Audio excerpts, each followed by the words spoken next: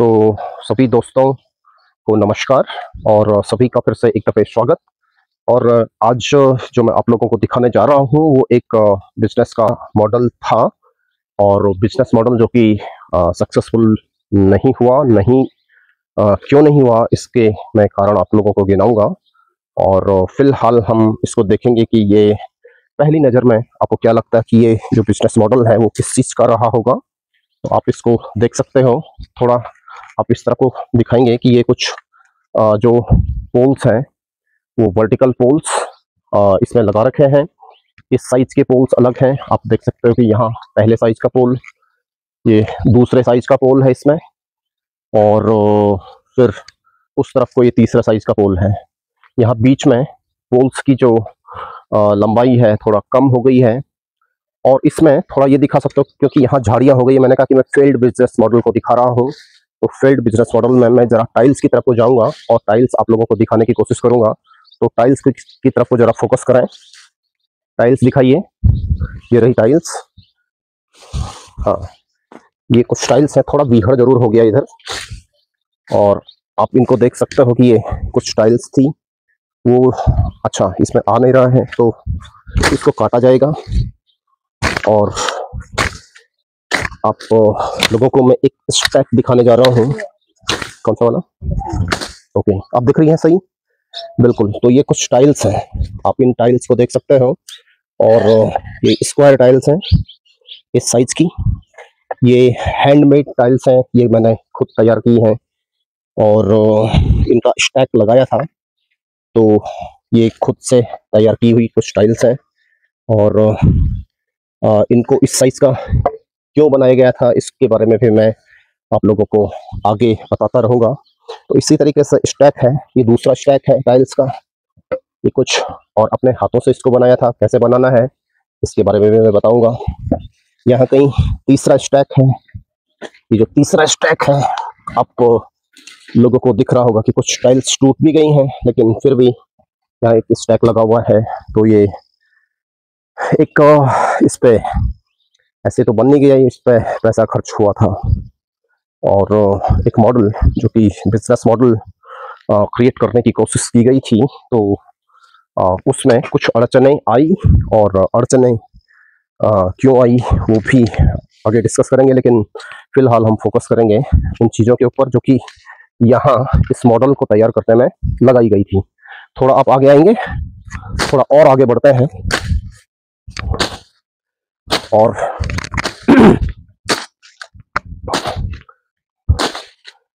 आगे बढ़ते हुए जाएंगे तो आपको एक सरफेस यहाँ से आपको लटकती हुई,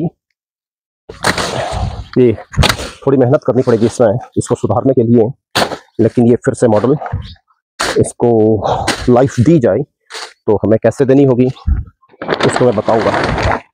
ये आपके पास दिख सकता है, ये कुछ इसको ढकने के लिए कुछ ये सरिया हैं, ये लगाए गए थे इसको ढकने के लिए। ये बांस है और टाइम के साथ साथ ये कुछ इसमें प्रॉब्लम आ गई है। एक कच्चे हो गए हैं, लगातार बारिश हो रही थी तो वो कच्चे पड़ गए हैं। ये छोटे साइज का सरिया, ये थोड़ा इसमें बड़ा इसका मोटा साइज है। तो आप यहाँ देख सकते हो इसके अंदर एक जो पन्नी है,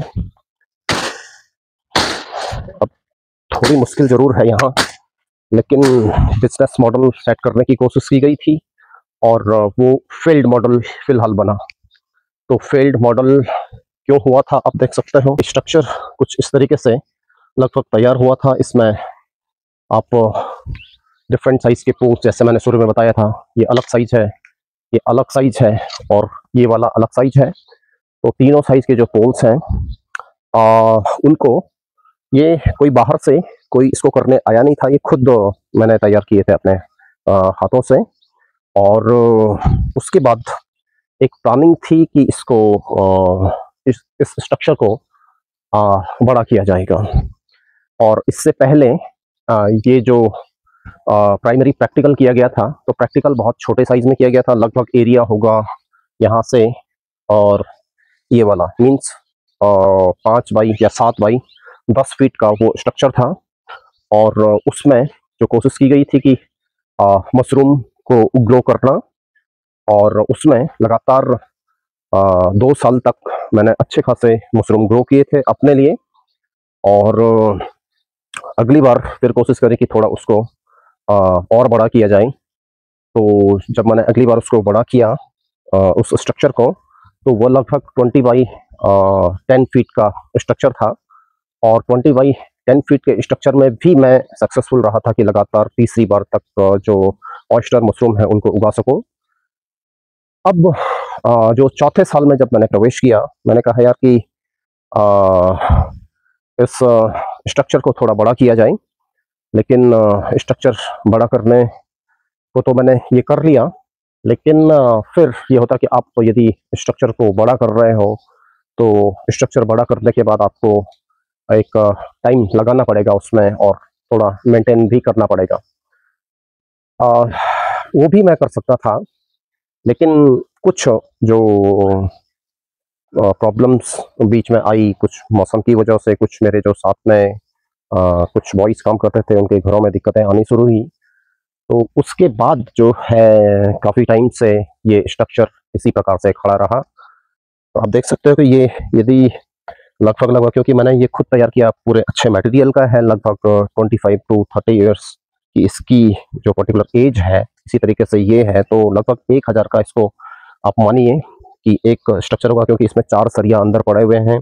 पूरा सीमेंट का जो रेशियो है 3/5 हमने इसको लगाया था, 3/5 में किया था। तो उससे जो है इस पर्टिकुलर पोल की जो मजबूती है वो काफ़ी ज़्यादा मजबूत पोल है ये। तो 1000 का इसको लगभग पूरा मानिए इसको, यदि आज की डेट में वैसे तैयार होता है तो 1000 प्लस इसी तरीके से लगभग 18-20 ये पोल्स हैं। कुछ खड़े खड़े दिख रहे हैं आपको, नीचे लेटे हुए पोल्स हैं, कुछ वहाँ दिखेंगे, कुछ इसी प्रकार से। तो 30,000 का स्ट्रक्चर, 30,000 के तो सिंपल पोल्स हो गए। उसके अलावा जो ये सरिया आप लोगों को दिख रहा है, ये 6,500-7,000 रुपये कुंटल होता था। इसी तरीके से ये सरिया प्लस जो है वहाँ कुछ पड़ा हुआ सरिया है वो हुआ। तो लगभग 40 इसकी कॉस्ट, प्लस जो है कुछ पन्नियाँ इसमें लगाई गई, 45,000। और लगभग इसी प्रकार से आप देखोगे तो 50,000 और 50-60,000 के आसपास, क्योंकि लेबर भी मैंने बाद में यूज करी थी कि इस स्ट्रक्चर को बनाने के लिए, क्योंकि मुझे हाइट तक पहुंचना था। तो बाद में उनको भी मैंने कुछ किया। तो लगभग 60,000 के आसपास का ये स्ट्रक्चर, और 60,000 खर्च करने के बाद ये एक फेल्ड मॉडल रहा। तो फेल्ड मॉडल मैं देख सकता हूँ कि ये क्यों फेल्ड मॉडल रहा, क्योंकि इसमें टाइम नहीं दिया गया। और जबकि स्किल्स थी, स्किल्स क्योंकि पहले साल में मशरूम ग्रो किया गया, दूसरे साल में मशरूम ग्रो किया गया, और तीसरे साल में भी मशरूम ग्रो किया गया। तो ग्रो किया गया और अच्छे तरीके से ग्रो किया गया। तो अच्छे तरीके से ग्रो करने के बावजूद, और जब स्ट्रक्चर को बड़ा किया गया, तो एक टाइम ना देने की वजह से, इस पे प्रॉपर ध्यान न देने की वजह से जो है ये पूरा का पूरा स्ट्रक्चर एक फेल्ड मॉडल की कैटेगरी में मेरे आ गया। लेकिन अब मैं सोच रहा हूँ कि इसको कुछ रिवाइवल इसकी कुछ की जाए, कुछ इसको तैयार किया जाए, तो ये मॉडल हो सकता है कि कुछ पुनर्जीवित हो जाए, और इस मॉडल से हम कुछ आगे जनरेट करके देखें। और हो सकता है कि वो पर्टिकुलर जो मॉडल है वो हेल्पफुल हो, और जो हमारा पर्पज है चैनल का, और जो उत्तराखंड में डेवलपमेंट और अपॉर्चुनिटीज़ हम लोग देखते हैं कि वर्टिकल फार्मिंग, क्योंकि ये वर्टिकल फार्मिंग का एक मॉडल होगा, इंडोर मॉडल होगा। और इंडोर मॉडल से हम किस तरीके से इकोनॉमी को अपनी बूस्ट दे सकते हैं। तो ये कुछ जो पर्पजेज हैं इसके रिवाइव होते ही वो सॉल्व होंगे, और सॉल्व होने के बाद फिर हम देखेंगे कि किस तरीके से सक्सेसफुली रन करके हम इसको, और अगली जो वीडियोग्राफी है उसमें पोस्ट करके दिखाएंगे कि किस तरीके से इस प्रकार के जो मॉडल्स हैं वो बेनिफिशियल हो सकते हैं टोटल इकोनॉमी रिवाइवल में पूरे उत्तराखंड की।